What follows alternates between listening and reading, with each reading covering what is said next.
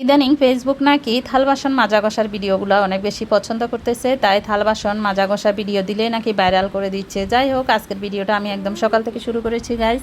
আজকে আমি থাল বাসন মেজে আমিও চেষ্টা করব একটু ভাইরাল হয়ে যাওয়ার জন্য, তাই সুন্দর করে থাল বাসনগুলো মেজে ফেসবুককে উপহার দিচ্ছি গাইজ।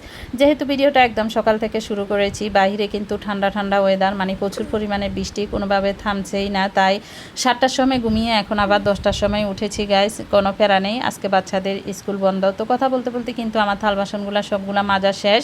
এখন আমি সুন্দর করে ধুয়ে নিচ্ছি। তো গাইজ, বাহিরে যেহেতু প্রচুর পরিমাণে বৃষ্টি পড়তেছে, তো আজকের এই ঠান্ডা ঠান্ডা ওয়েদারে দুপুরের জন্য কী রান্নাবান্না করলে ভালো লাগবে বা কী খেতে ভালো লাগবে সেটা অবশ্যই কমেন্টে জানিয়ে দিও। আর সারাদিন যদি আমাকে থাল বাসন মাজতে দাও আমার কোনো সমস্যা হয় না, শুধুমাত্র একটা পাতিল ধুইতে আমার অনেক বেশি কষ্ট লাগে।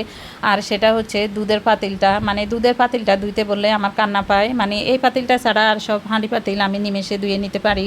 যাই হোক, কথা বলতে বলতে আমি এই 2টা পাতিল খালি হয়েছে, এগুলো ধুয়ে নিচ্ছি। তো এখন তাড়াহুড়া করছি যেহেতু নাস্তায় আজকে অনেক লেট হয়ে গেছে। এদিকে চুলায় কিন্তু চা বানানোর জন্য দুধ বসিয়ে রেখেছি। তো এখন চলে যাব চুলায় কী অবস্থা সেটা দেখার জন্য গাইস। তো দুধটা কিন্তু অনেকটা জোশ হয়ে এসেছে, এখন আমি দিয়ে দিব চায়ের পাতি। দেখো, বাহিরের বৃষ্টি কিন্তু কোনোভাবে থামছে না, এখনও গুটি গুটি বৃষ্টি পড়ছে। তো এদিকে আমি ফাইবার জুসটা খেয়ে নিচ্ছি এক ফাঁকে।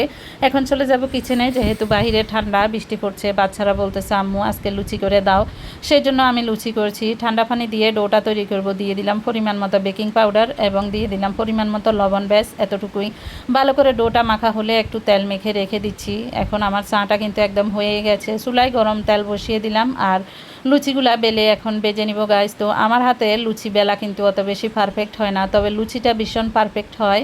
এই যে দেখতে পাচ্ছ বাঁকাতেরা হয়েছে। তো যাই হোক, এই বাঁকাতেরার লুচিগুলাই আমি এখন বেজে নিব।